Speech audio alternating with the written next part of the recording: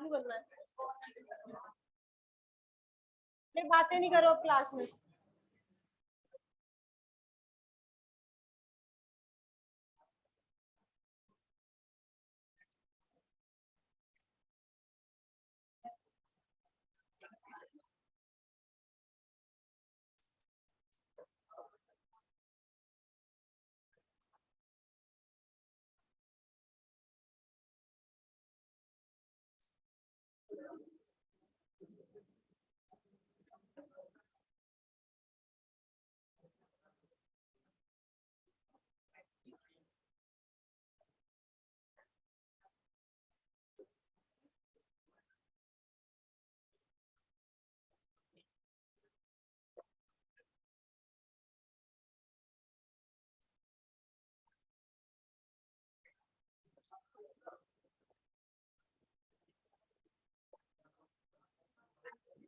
कौन पढ़ रहे थे? पास्ट पद संधारित्र फिल्टर समझा रही थी मैं क्लास में।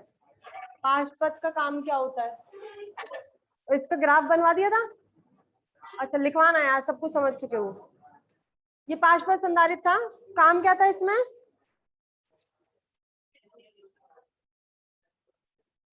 दिष्ट करण मिलना। दिष्ट करण जो आपकी धारा थी वो मिल रही थी, और दिष्ट धारा जो थी वो पूर्ण तरंग से ज्यादा अच्छी मिल रही थी। कल आपने देखी थी कैसी मिल रही थी? जिगजैग पाथ में इस टाइप की मिल रही थी, और पहले जो थी वो ऐसी थी। इससे ज्यादा अच्छी कौन सी मिली हमें फिल्टर लगाने के बाद? एक चीज और कल मैं बता के गई थी, सी और आर एल में से जो आपकी ज्यादा होता है प्रतिरोध, वो सी का होता है या आर का होता है? आर का। अगर सी का ज्यादा हो जाएगा तो अनावेशन की स्थिति में ये अपनी धारा इसको नहीं दे पाएगा। ये देता इसलिए ही है क्योंकि इस पर तो कम होता है प्रतिरोध, और इस पर प्रतिरोध की मात्रा ज्यादा होती है, इसलिए ये अपनी धारा इसको दे देता है अनावेशन की स्थिति में। एक चीज और, सी और एल में क्या अंतर होता है? ये सी है संधारित्र। संधारित्र का काम होता है एसी को तो निकलने देता है और डीसी को रोक लेता है। ये नहीं बता के गई थी, ये और सुन लो। ये क्या करता है? संधारित्र और एक होता है प्रेरकत्व, दोनों में अंतर क्या होता है? ये तो संधारित्र होता है, इसका अगला पढ़ोगे श्रेणी प्रेरकत्व फिल्टर, और वो होता है ये फिल्टर श्रेणी प्रेरकत्व फिल्टर। सी का काम होता है कि ये सी जो होता है वो रोकता किसको है? डीसी को, और जाने किसको देता है? एसी को। मतलब इसके सिरों पे केवल डीसी मिलती है, इसलिए आरएल पे हमेशा क्या मिलती है आपको? डीसी, क्योंकि इसके समांतर क्रम में जोड़ा आएगा, ये डीसी को रोकेगा। जितनी डीसी इस पर मिलेगी उतनी डीसी किस पे मिलती है हमें? आरएल पे। प्रेरकत्व जस्ट इसका उल्टा काम करता है। प्रेरकत्व क्या करता है? एसी को तो रोकता है और डीसी को जाने देता है। ये अगले वाले में आएगा तब पढ़ाऊंगी इसके बारे में। तो इसका कंसेप्ट बताया मैंने, एल का काम क्या होता है। आया समझ में? अब लिखना स्टार्ट करना है, लिख लो पहले तो। लिखवा के कुछ कही थी? नहीं लिखवा के गई थी? अच्छा बस ये बनवाया था डायग्राम। लिखिए कौन सा है? इस परिपथ में, लिखिए इस परिपथ में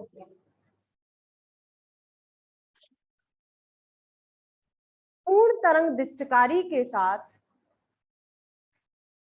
पूर्ण तरंग दिष्टकारी के साथ संधारित्र सी को, संधारित्र सी को जोड़कर पार्श्व पथ संधारित्र बना गया है। पार्श्व पथ संधारित्र फिल्टर, पार्श्व पथ संधारित्र फिल्टर बनाया गया है।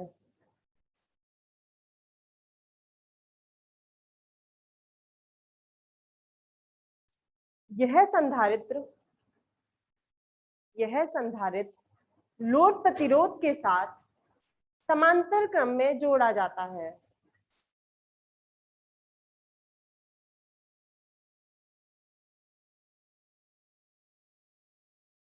लोड प्रतिरोध संधारित्र के साथ समांतर क्रम में जोड़ा जाता है।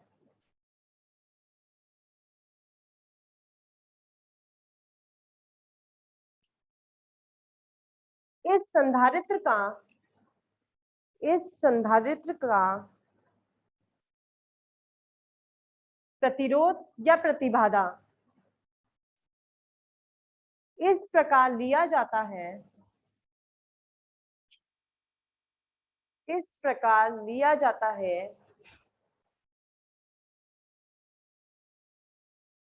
कि लोड प्रतिरोध से अत्यल्प हो, कि लोड प्रतिरोध से अत्यल्प हो।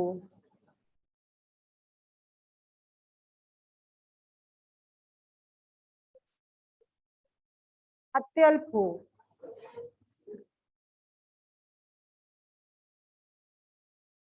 संधारित्र, आगे लिखिए, संधारित्र सी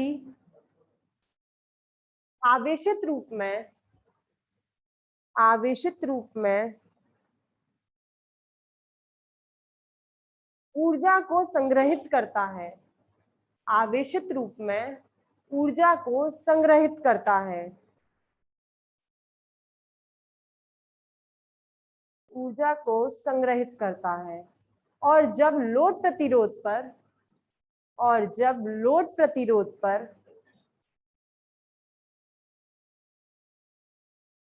वोल्टता घटती है, वोल्टता घटती है, तो यह अनावेशन करना शुरू कर देता है,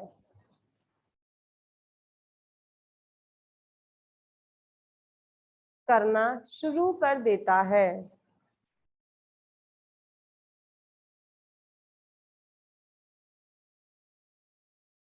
और यह धारा, और यह धारा लोड पर पहुंचती है।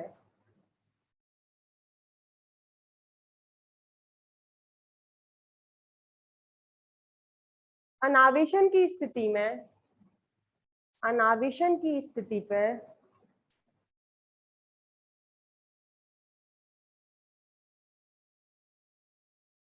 संधारित्र के सिरों पर वोल्टता का मान, संधारित्र के सिरों पर वोल्टता का मान शून्य होने पर भी, शून्य होने पर, वोल्टता का मान शून्य होने पर भी लोड पर वोल्टता शून्य नहीं होती, लोड पर वोल्टता शून्य नहीं होती। इसलिए पाशपथ संधारित्र, इसलिए पाशपथ संधारित्र पूर्ण तरंग दृष्टिकारी से, पूर्ण तरंग दृष्टिकारी की तुलना में, पाशपथ संधारित्र पूर्ण तरंग दृष्टिकारी की तुलना में अच्छी डीसी प्रदान करता है, अच्छी डीसी प्रदान करता है।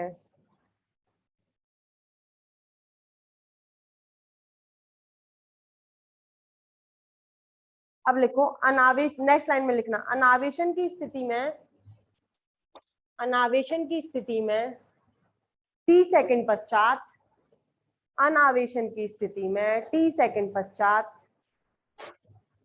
वोल्टता का मान, वोल्टता का मान, t सेकंड पश्चात वोल्टता का मान।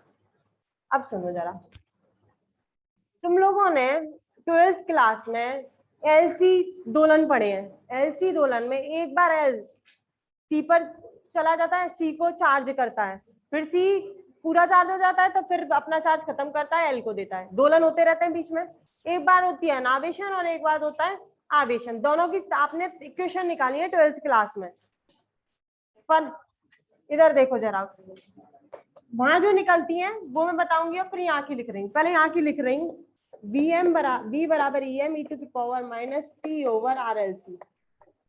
वहां पर क्या निकलती है, उधर जब अनावेशन होता था V equals to 0 e to the power minus T over RC। याद है ये अनावेशन के लिए निकलती है, और आवेशन जब होती है तो इतना ही डिफरेंस होता है, बस इसमें 1 का माइनस हो जाता है। ये तो आवेशन की स्थिति में निकलती थी, और ये वाली वोल्टता अनावेशन की। ये 12th क्लास में था जब एलसी दोलन पढ़ते थे। एलसी दोलन कैसे होते थे ये और देख लो जरा। ये तो एल लगा रहता था इधर और यहाँ सी लगा रहता था। एक बार ये प्लस होती थी, ये माइनस होती थी। एक बार क्या करते थे इसमें, अब ये और टॉपिक बताना पड़ेगा, इसमें बैटरी लगा देते थे। बैटरी लगा के धारा प्रवाहित कर देते थे और इसको बंद कर देते थे, बैटरी हटा लेते थे। अब धारा घूम गई इसमें। अब धारा जब घूम जाती है तो पहले क्या करते हैं, ये सी को पहले काम होता है सी को चार्ज होना, क्योंकि सी जब लगाया जाता है सर्किट में तो वो डिस्चार्ज होता है। जैसे ही आपने बैटरी लगाई, बैटरी क्या काम करेगी, सी को चार्ज करने का। सी पूरा चार्ज हो जाएगा जब तक धारा लेगा। हम जब तक बैटरी को लगाए रखेंगे जब तक सी हमारा पूरा चार्ज नहीं हो जाता। जैसे ये चार्ज हो जाएगा हम इसमें से बैटरी हटा लेंगे। अब इसमें ये तो पूरा आपका आवेश हो गया। अब बैटरी हटा ली, अब क्या करेगा, ये धीरे धीरे डिस्चार्ज होना चालू करेगा। जब डिस्चार्ज होगा तो किसको देगा, एल को। और कब तक देगा, जब तक पूरा खाली नहीं हो जाता। जैसे पूरा खाली हो जाएगा वोल्टता का मान कम होता जाएगा। कम होने पर ये क्या करेगा, फिर वोल्टता के मान को लेना चालू करेगा, फिर इस पर से जाने चालू हो जाएंगे, फिर इस पर। ऐसे ये चलता रहता है। एक बार आवेशित होता है और एक बार अनावेशित होता है। तो आवेशन की स्थिति में तो ये आती थी वोल्टता का मान अनावेशन की स्थिति में, और आवेशन की स्थिति में बस 1 माइनस हो जाता था। ये आवेशन की स्थिति में आती थी। ये दोनों जो मैंने ली है समीकरण, ये लिए मैंने 12th क्लास में। एलसी दोलन वाला आपने टॉपिक पढ़ा है। इससे ये याद आया कि जो मैंने बताया ऐसा पढ़ा था कि नहीं आया, नहीं आया। संधारित्र वाला चैप्टर पढ़ा था समांतर प्लेट संधारित्र और गोलीय संधारित्र, 3 तरीके के पढ़े थे। उसी चैप्टर में था ये एलसी दोलन, आखिरी टॉपिक 12th क्लास का, उसी चैप्टर का है, उसमें होता है। और वहीं से ये समीकरण निकल के आती है। ये दोनों नहीं पढ़ा तो कोई बात नहीं है, जाने दो। इधर देख लो, सिलेबस कटा था। तुम सिलेबस कटने वाले में से ही थे क्या? नहीं, उसमें आज के नहीं है। तुम इधर आ जाओ, कोई बात नहीं, नहीं पढ़ा तो अब सुन लो जरा, कहीं आ जाएगा बीच में, कहीं पर मिल जाएगा।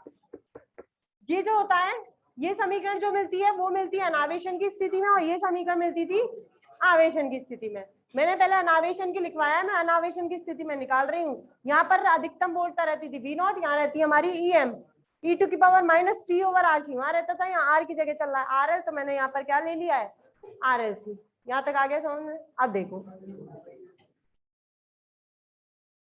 V = EM e⁻⁻x का एक्सपेंशन तो पढ़ा है, ये मत बोलना नहीं पढ़ा। ये तो पढ़ा होगा ना, e⁻⁻x का एक्सपेंशन। क्या होता है इसका एक्सपेंशन? 1 - x + x²/2।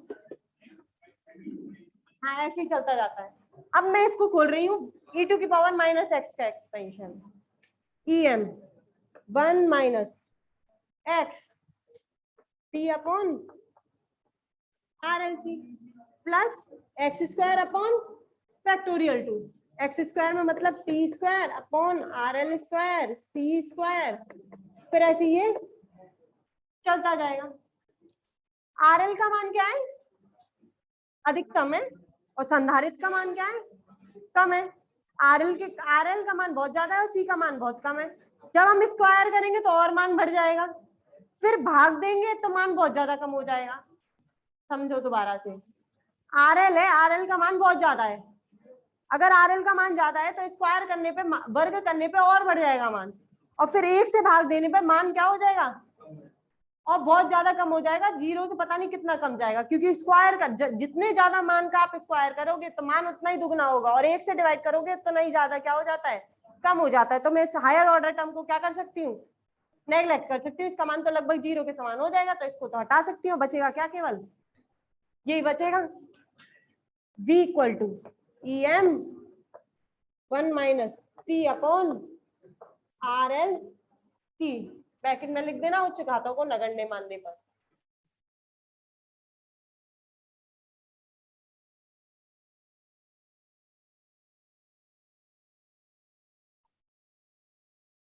उच्च घातों को नगण्य मानने पर अपने आप लिख लोगे, लिख लेना। अब इधर सुन लो,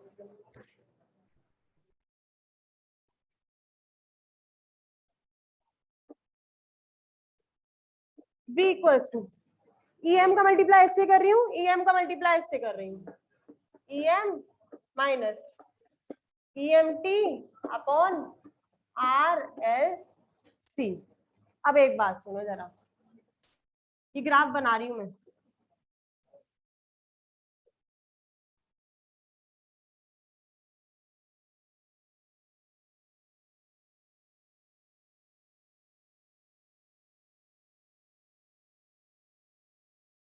ग्राफ बनाया था।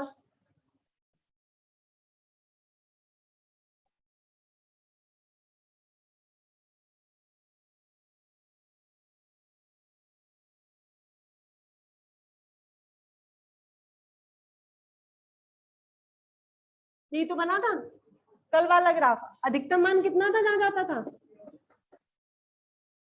EM, ये अधिकतम मान था। अब मैं ग्राफ इस पर बना रही हूँ इसको। ये ऊपर यहाँ से चालू हुआ, पहले नीचे आएगा, पहले ऊपर जाता है फिर नीचे आता है, फिर ऊपर जाता है फिर नीचे आता है, यू गया फिर नीचे आया फिर ऊपर गया,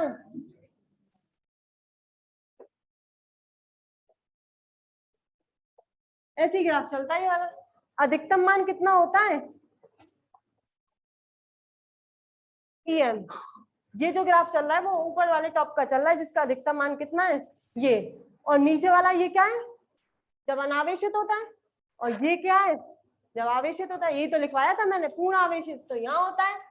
ये जो लाइन जा रही है वो अनावेशित की है, और ये जो लाइन जा रही है वो आवेशित की है, यही बताया था। मतलब नीचे वाले बिंदु पर तो अनावेशित हो जाता है, ऊपर वाले बिंदु पर आवेशित हो जाता है। यहाँ पर ये वोल्टता जो है वो आवेशित की है जब पूर्ण आवेशित होता है। कितना मान है इसका? EM। और ये वाले जो चल रहे हैं ये वाले बिंदु ये अनावेशन के, तो मतलब ये अनावेशन का है। और अनावेशन की वोल्टता भी मैंने निकाली है, कितनी निकली है? ये तो निकली है, लिख देती हूँ यहाँ पर वोल्टता अनावेशन की कितनी निकली है, EM minus EMT over RLC। समझ में आ गया? एक चीज और, यहां से वापस से अधिकतम होने में कितना समय लगता है? ठीक, यहां से यहां तक पूरा, मतलब मैं मान लू यहां से यहां तक जब तक वो अधिकतम होता है कितना समय लगाता है? अगर पूर्ण आवेशन में उसे एक बार पूर्ण आवेशित होने के बाद दोबारा पूर्ण आवेशन में वो एक चक्र पूरा कर रहा है T समय में, तो अनावेशन की स्थिति यहां से फिर अनावेशन की स्थिति में आने में भी कितना ही समय लगेगा, उसे T समय लगेगा, बराबर समय लेगा। या तो उसे आवेशन करने में, जितना आवेशन करने में एक चक्र करने में पूरा समय लगता है उतना ही उसको वापस से डिस्चार्ज होके वापस इस पे पहुंचने में भी कितना ही समय लगेगा, उतना ही लगेगा। अब मैंने जो समीकरण निकाली है ये किसकी चल रही है? आपकी अनावेशन की चल रही है। अनावेशन ये नीचे ग्राफ जो चलता है वो T का ही तो चलता है। अगर मैंने मान लिया T का मान T के बराबर हो जाए, T बराबर कितना हो जाए? कैपिटल T, तो जो वोल्टेज निकलेगा वो किसका निकलेगा, मतलब जो वोल्टता निकलेगी वो किसकी निकलेगी? अनावेशन की। आया समझ में? नहीं आया? अगर मैं T के बराबर कैपिटल T रख दूं तो जो वोल्टता हो जाएगी वो किसकी हो जाएगी? अनावेशन की। या फिर अगर मैं T के बराबर T रख दूं तो वही वोल्टता किसकी हो जाएगी? आवेशन की। क्योंकि अनावेशन से आवेशित होने में, या मतलब पूर्ण आवेशित से पूर्ण आवेशित होने में, या अनावेशित से अनावेशित जाने में समय बराबर लग रहा है कैपिटल T। अगर मैं T की जगह पर यहाँ पर T रिप्लेस कर दूं तो यही स्थिति किसकी है? अनावेशन की। और यही स्थिति किसकी है? आवेशन की। अब मैं यहाँ पर रिप्रेजेंट कर रही हूँ कैपिटल T से, क्योंकि मैंने समय जो लिया है वो स्मॉल t की जगह क्या कितना ले लिया है? कैपिटल T ले लिया है। अब सुनो जरा, डीसी कब मिलेगी अच्छी? ग्राफ आ गया, पहले ग्राफ समझ लेना फिर बाद में लिखवाऊंगी सब।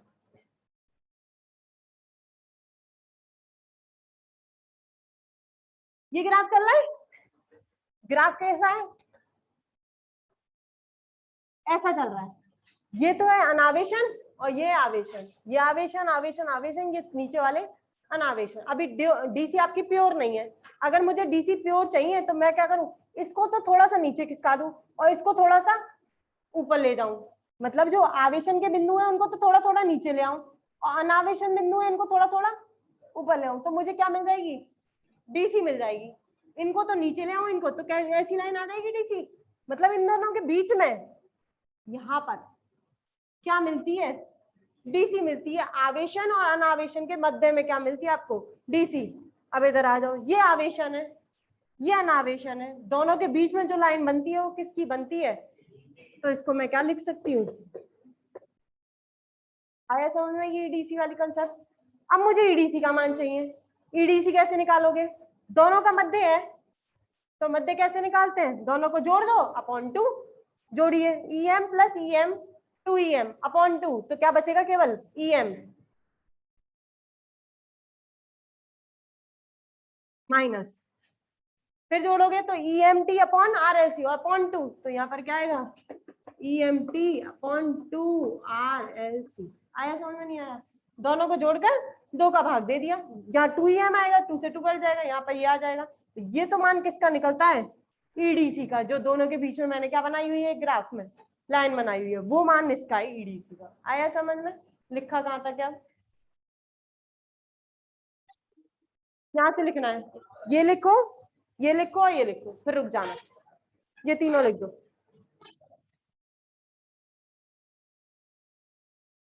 1 2 3 बस।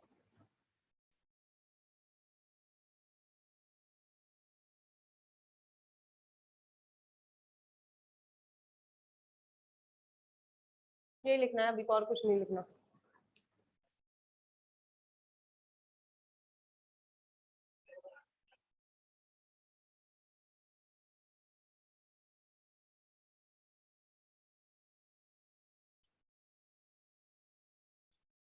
पैकेट में लिख देना, उच्च खातों को नगण्य मानने पर।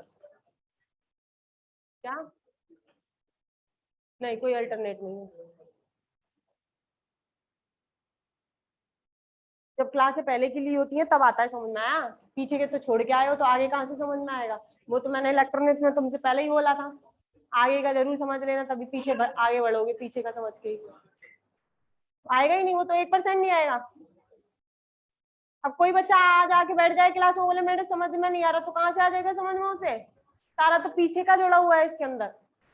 पहले तो पूर्ण तरंग, तुमने अर्ध तरंग और पूर्ण तरंग की क्लास तो ली नहीं है, समझ में कहाँ से आएगा, पूर्ण क्लास लो तभी तो आएगा, जब भी मैंने बोला था इलेक्ट्रॉनिक्स में एब्सेंट मत होना, फिल्टर के बाद आगे बढ़ोगे पूरा फिल्टर ही है उसमें।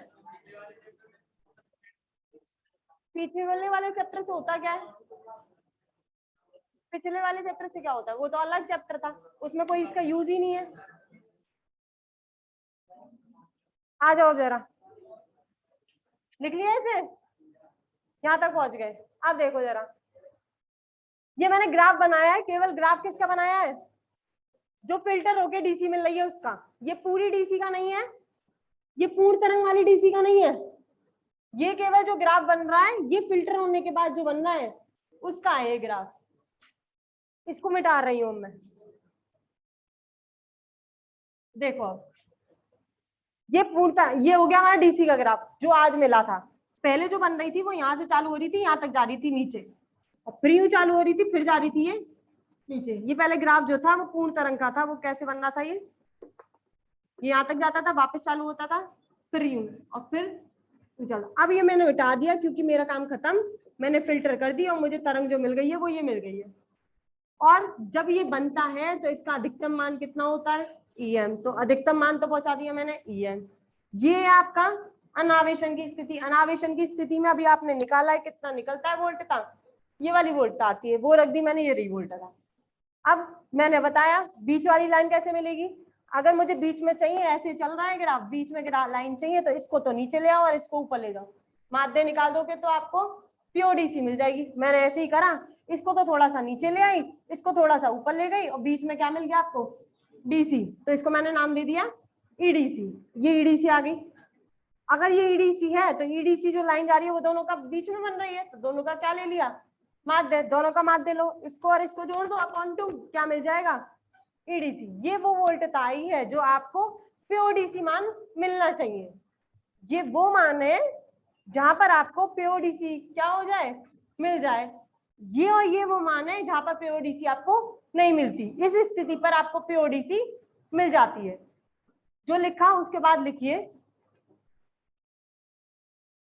जब T बराबर कैपिटल T हो, जब T बराबर कैपिटल T हो तब अनावेशन की स्थिति में, तब अनावेशन की स्थिति में उत्पन्न वोल्टता, अनावेशन की स्थिति में उत्पन्न वोल्टता, ये लिख दो, स्मॉल टी की जगह कैपिटल टी कर दो बस, बाकी यही लिख दो सब, ये मत लिखना अभी।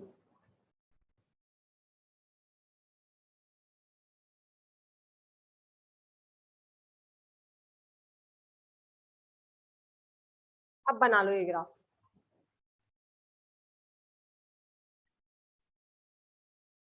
अब ये बनाओ ग्राफ।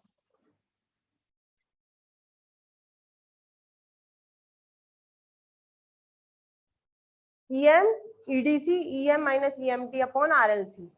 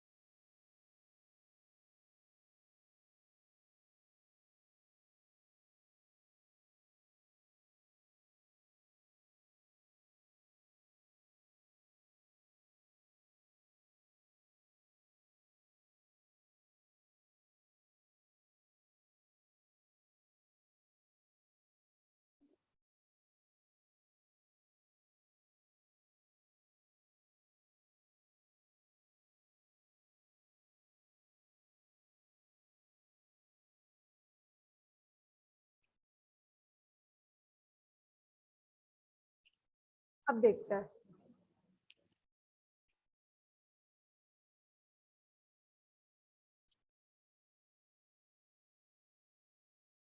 अब क्या चाहिए मुझे, डिस्ट वोल्टता। डिस्ट वोल्टता कैसे निकालेंगे,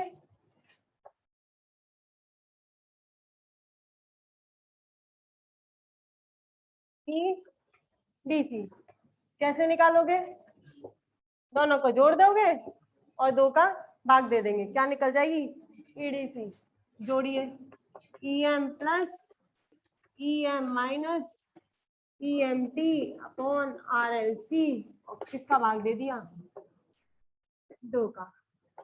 EDC निकला EM minus EMT upon 2 RLC, ये मेरा निकला है EDC।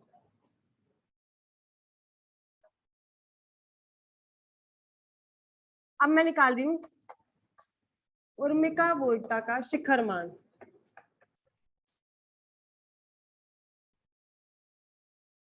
तो लो पहले फिर निकालना।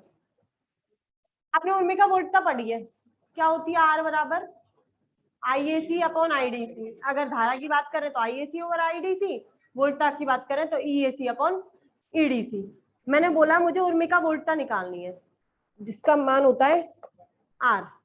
R निकालने का तरीका है, हमारे पास DC है, AC तो है ही नहीं, अगर नहीं है तो कैसे निकाली जाए, ये DC है लेकिन ये और ये DC नहीं है, दोबारा सुन लो, ये DC है जिसके अंदर AC बिल्कुल नहीं है, लेकिन ये और ये मान कैसे हैं, जिसमें कुछ ना कुछ AC मान है।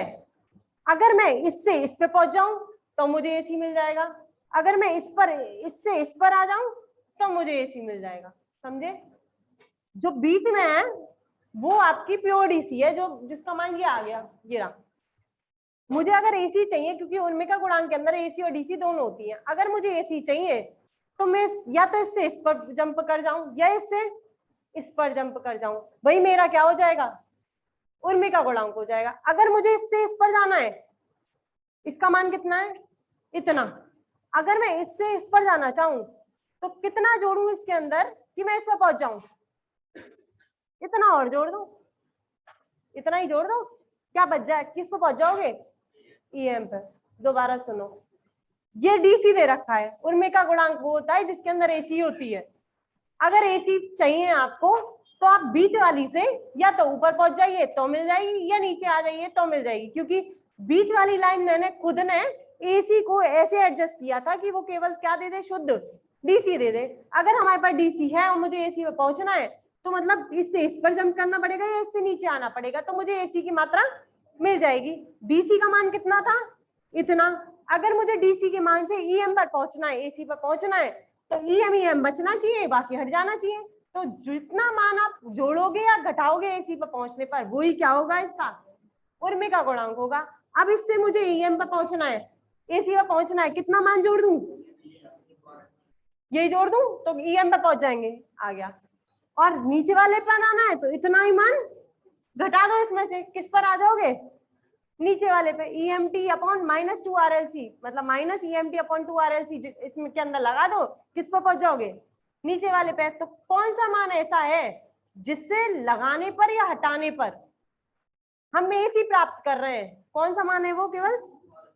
तो जो आपका उर्मिका गुणांक है उसका मान कितना आएगा, अब आया समझ में। मैंने लिखा है उर्मिका वोल्टता का शिखर मान, शिखर मान की बात कर रही हूं क्योंकि इससे जस्ट नीचे ही आने पर आपको एसी मिल जाएगी, इससे जस्ट ऊपर जाने पे एसी मिल जाएगी। लेकिन अगर शिखर मान पर पहुंचना है तो कौन सा मान जोड़ना है या घटाना है, ये वाला। मैं बोलूं कि इससे आपको एसी चाहिए तो आप बोलो जरा से हल्का से ऊपर चले जाओ, एसी है। इससे जरा से ही हल्का नीचे आ जाओ, एसी है। इससे लेकर इस तक पूरी एसी है, इससे लेकर इस तक पूरी एसी है।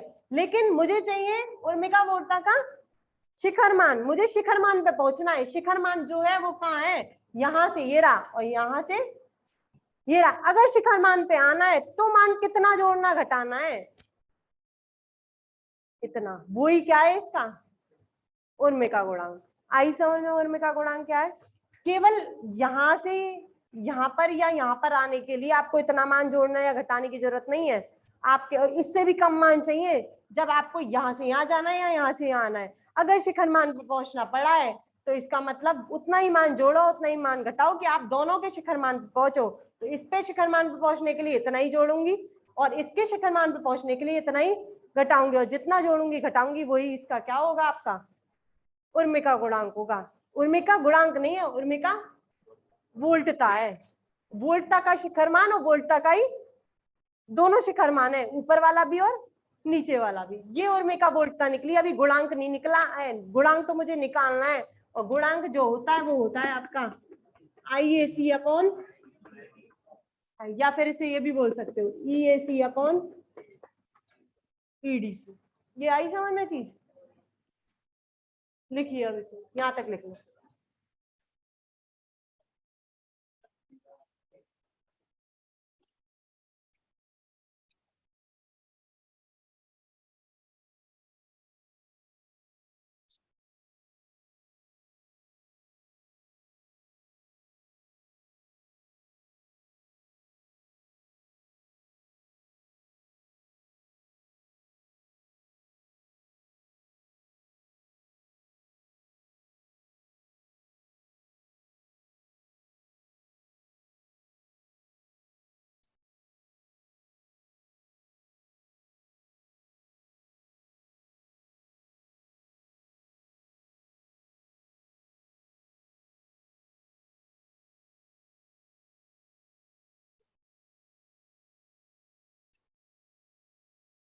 हो गया।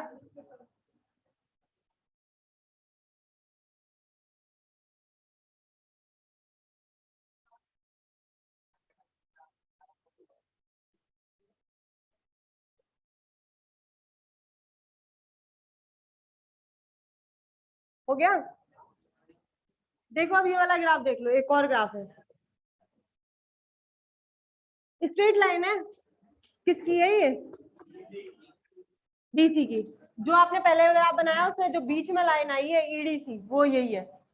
ठीक है। ग्राफ कैसा आ रहा था आपका, 3 लाइन थी, यूं यूं ऐसी तो जा रहा था। डीसी से या तो एकदम नीचे जाता था फिर एकदम ऊपर जाता था, तो डीसी से चालू कर रही हूँ।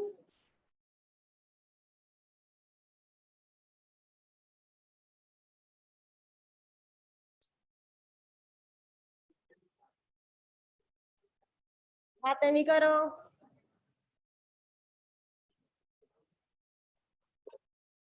एकदम नीचे आ गया, एकदम नीचे आता था, फिर एकदम ऊपर जाता था, ये गया ऊपर, फिर एकदम नीचे, फिर ऊपर, फिर एकदम नीचे, वो आगे चलता चले जाएगा। सुनो इधर, अब ये ग्राफ चल रहा है, यहां से लेकर यहां तक पहुंचने में कितना समय लगेगा?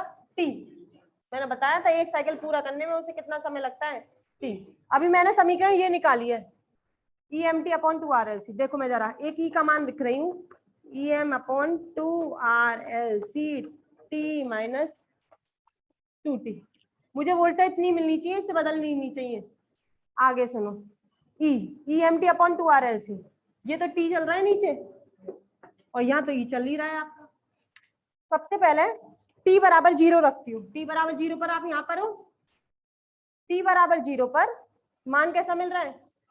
ग्राफ का अधिकतम मान मिल रहा है। रखिए इस इक्वेशन में टी बराबर 0 रखो, कितना मान मिलेगा? E M T upon two R L C, मतलब अधिकतम मान मिलेगा ईडीसी का।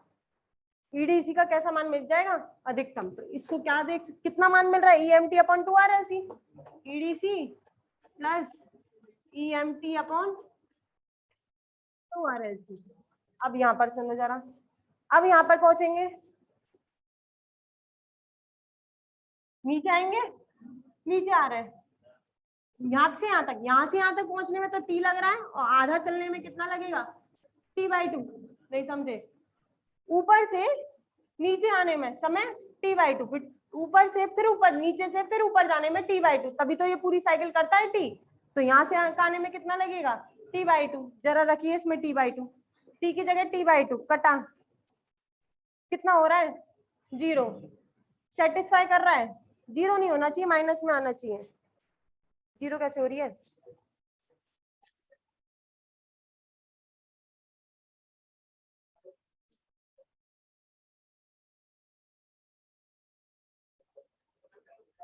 रुको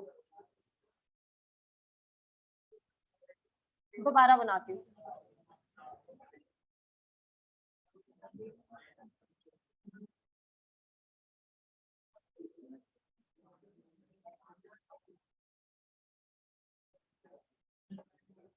बात नहीं करो अब।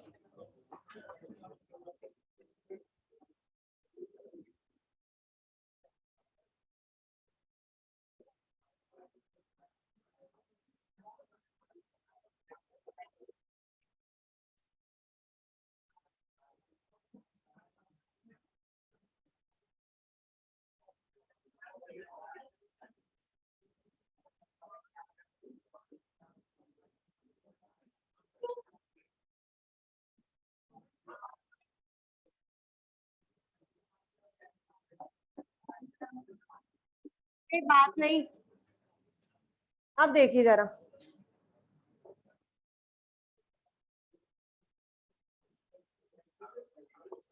ये पहले वाला ग्राफ बना रही हूँ।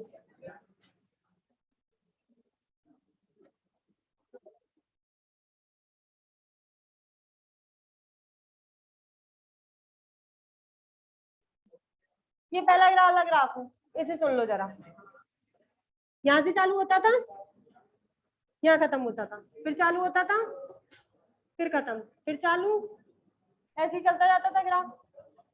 मैंने बताया था टॉप से टॉप पर पहुंचने पर टी समय लगता है। अगर इसे पीछे खिसका दो तो नीचे वाले में भी कितना समय लगता है ना, ऊपर से ऊपर जाने में और नीचे से नीचे जाने में बराबर समय लग रहा है। यहां से यहाँ पहुंचने में समय कितना लगेगा? टी। सेम इधर आ जाओ, यहां से यहाँ जाने में समय कितना लगेगा? ये भी नीचे है, इसके नीचे जाने में टी समय, सेम इसके नीचे से टी, तो इसका मतलब यहाँ से यहाँ जाने में भी कितना समय लगेगा? टी। अब आ जाओ जरा, ऊपर वाला तो समझ में आ गया था,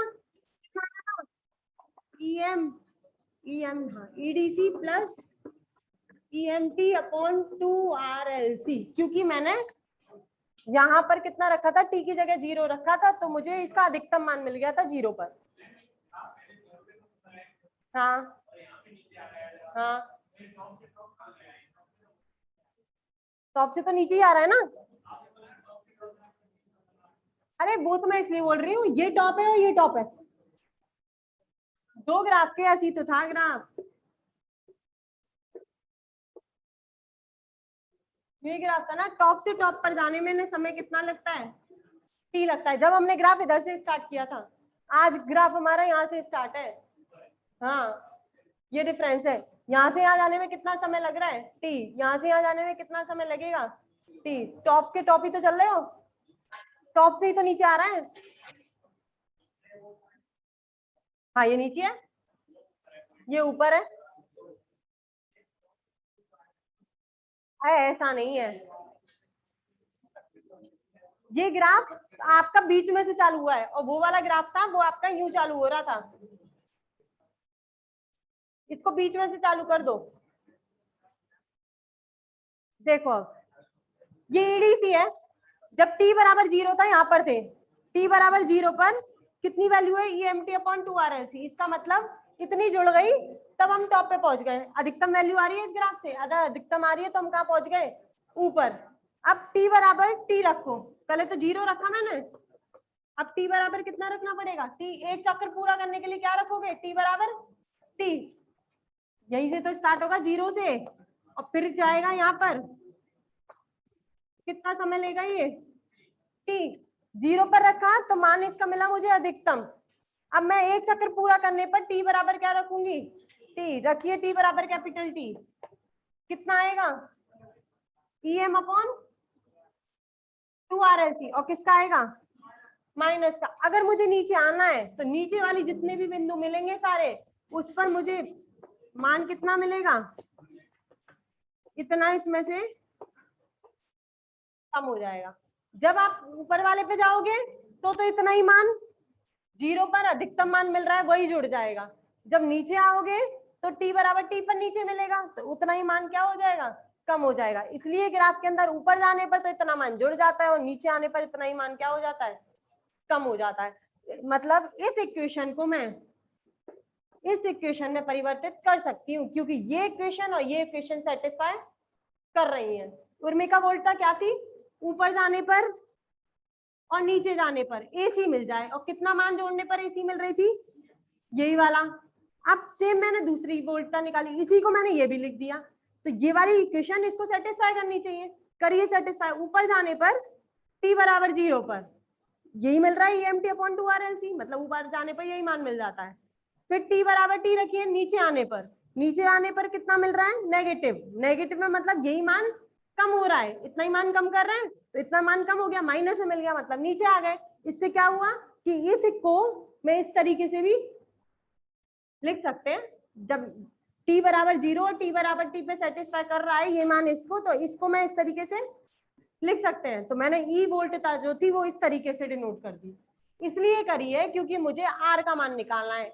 और R का मान इस तरीके से तोड़ा का है, ये देखो हमें निकलेगा R का मान। R जो होता है वो होता क्या है, IAC अपॉन IDC। सीधी सी बात बताऊं क्यों करा है, क्योंकि मुझे DC या AC मान निकालने, और DC और AC तभी निकलता है जब आप RMS मान निकालते हो। यही तो होता है, RMS या एवरेज निकालते हो, औसत मान निकालो या RMS मान निकालो, तभी आपका AC या DC निकलते हैं। मेरे पास ना तो AC है ना DC है, जब मुझे इन दोनों के मान चाहिए तो मुझे इनका RMS मान चाहिए होगा। और RMS मान के लिए होता क्या है, I इक्वल्स टू 1/T 0 से T IDT, यही तो होता है।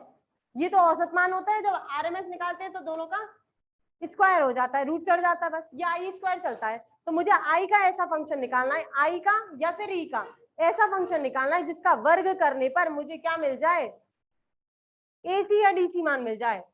इन दोनों को मान को प्राप्त करने के लिए हमने इस रिपल फैक्टर को इस तरीके से कन्वर्ट किया कि जो इक्वेशन मिले वो इसको क्या कर जाए, सेटिस्फाई कर जाए। अगर सेटिस्फाई कर जाएगी तो इसका यूज करके मैं क्या निकाल सकती हूँ, IAC। इसलिए इतनी झंझट करनी पड़ रही है, नहीं तो अगर डायरेक्ट निकल रहा होता तो हम इक्वेशन का कभी परिवर्तन नहीं करते, इसको डायरेक्ट रख देती मैं, इसी को डायरेक्ट यूज करके निकाल लेती। लेकिन जो आप अवकलन करते हो वो करते हो 1/T 0 से T I और स्मॉल dt चलता है, और यहाँ पर क्या चल रहा है, कैपिटल T। अब कैपिटल T का तो आपका समाकलन होएगा ही नहीं होगा, तो मुझे एक ऐसी इक्वेशन बनानी है जिसके अंदर स्मॉल t आए।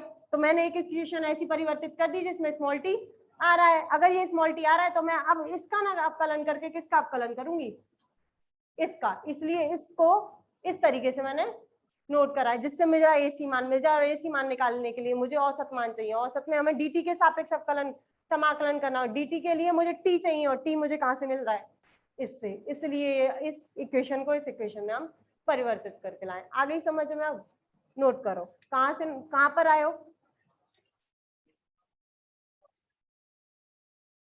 तुम लोगों ने यहाँ तक लिख लिया, उसके बाद ये वाली समीकरण लिख दीजिए और ये ग्राफ बना लो।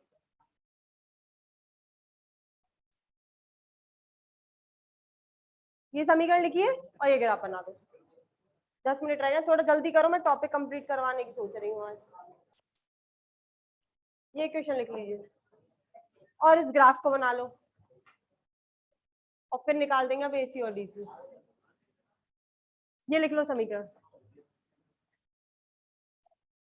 और इस ग्राफ को बना लो।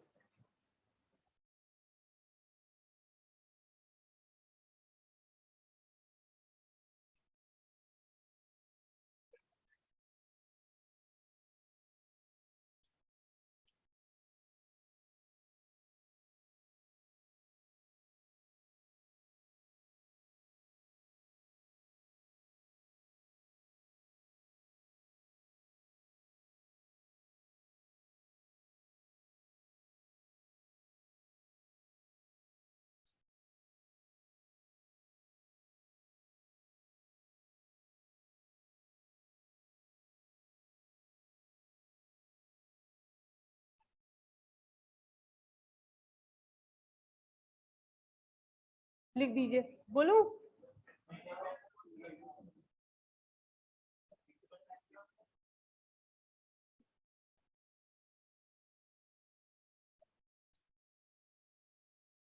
उसका सही बनाएगा, मेरा थोड़ा सा डिफरेंस हो गया। बनाओ तो तुम भी, यही है सिचुएशन तो मेरा थोड़ा सा इधर उधर हो गया। सही आया ना?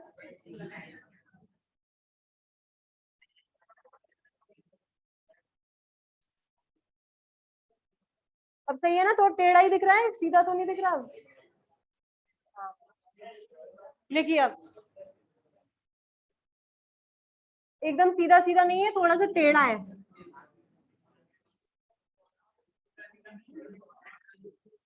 एकदम सीधा सीधा नहीं है ये, ऐसा है। लिखिए अब, लिखिए यह ग्राफ, लिखिए यह ग्राफ उर्मिका वोल्टता के परिवर्तन को प्रदर्शित करता है। यह ग्राफ उर्मिका वोल्टता के परिवर्तन को प्रदर्शित करता है।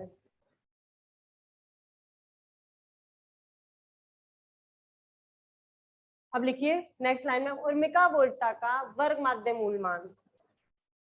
उर्मिका वोल्टता का वर्ग माध्य मूल मान।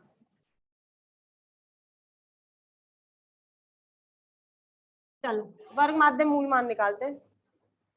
अब मुझे ये बताओ, वर्ग माध्य मूल मान एसी देता है या डीसी देता है? पीछे निकलवा चुके। औसत मान डीसी देता है, वर्ग माध्य मूल मान एसी देता है।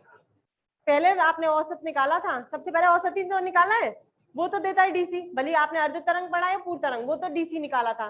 वर्ग माध्य मूल मान है, वो क्या देता है आपको? एसी। क्या निकलेगा मेरे यहाँ से? फॉर्मूला क्या होता है? 1/T 0 से T IDT स्क्वायर में आएगा, स्क्वायर में आएगा वर्ग माध्य मूल मान, और इसका क्या चढ़ेगा फिर? ये तो होता है अंडर रूट वो फंक्शन, फिर उसका वर्ग, जब ये तो होता है अंडर रूट ई स्क्वायर का एवरेज। एवरेज का फॉर्मूला लगा दिया, वर्ग का वर्ग लिख दिया, ऊपर क्या चढ़ा दिया? Under root. आ जाओ, ई ए सी अंडर रूट 1/T, ई की वैल्यू 0 से T EMT upon 2RLC T minus 2T और इसका होल स्क्वायर, और इन पर भी whole square DT EAC। Under root से बाहर ले रही हूँ, पहले देखते जाओ बाद में नोट करना। 2RLC अंडर रूट 1/t 0 से t, t माइनस 2t का होल स्क्वायर बोल दूं, a square plus minus 2ab 4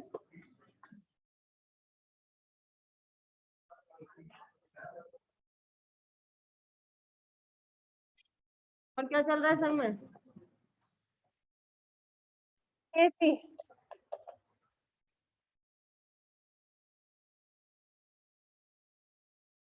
integration करो इसका, t स्क्वायर dt के सापेक्ष करना है, क्या आएगा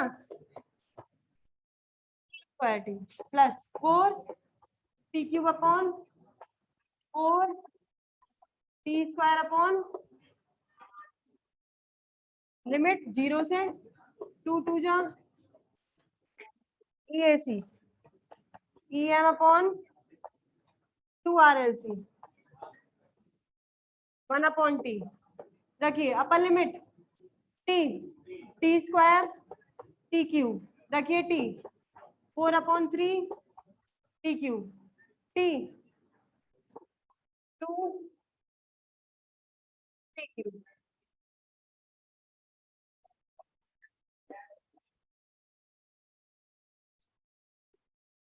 अंडर रूट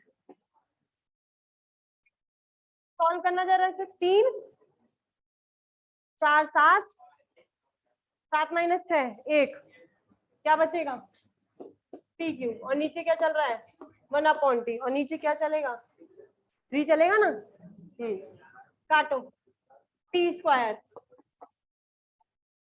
बाहर आएगा, क्या आएगा t 2√3 RLC, नोट कर लो, EAC निकलाया।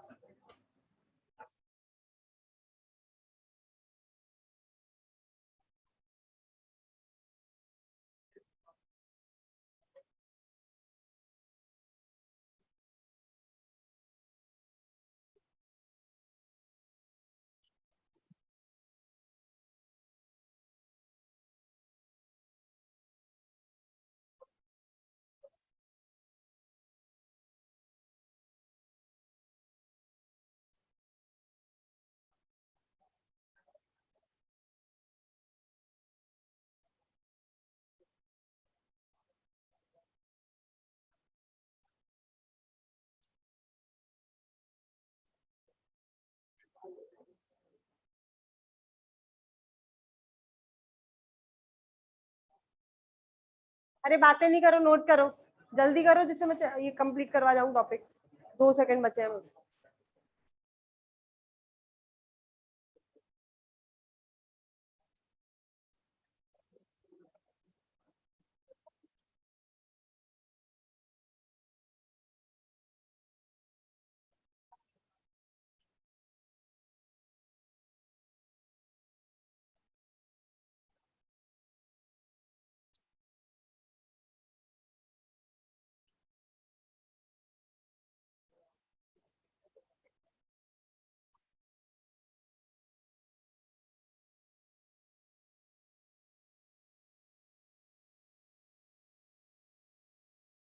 हो गया,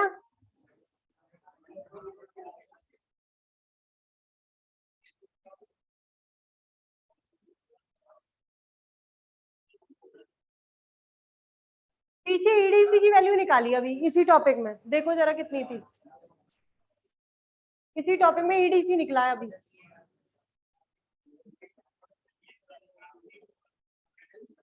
माइनस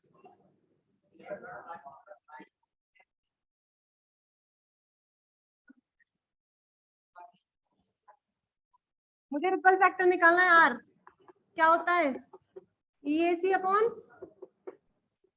EDC, EAC की वैल्यू ये निकाली है,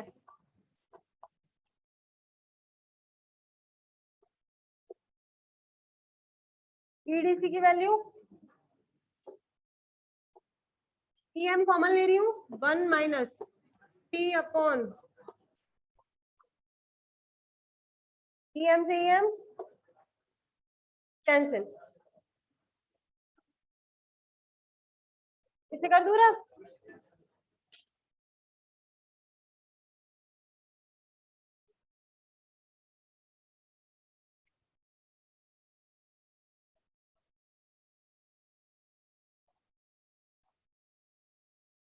आर बराबर P अपॉन 2√3 RLC। नीचे एलसीएम ले लेते हैं, 2RLC minus P upon 2RLC। Cancel होगा कुछ? R बराबर P अपॉन √3 और नीचे 2RLC माइनस P। कॉमन ले लेते हैं,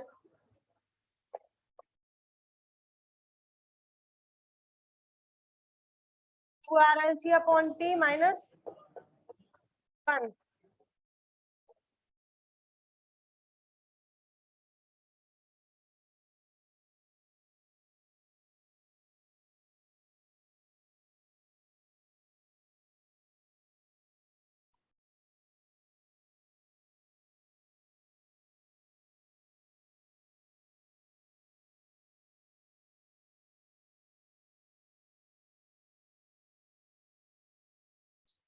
अभी खत्म नहीं हुआ है, कल करवाऊंगी आगे, यहाँ तक लिख के छोड़ दो।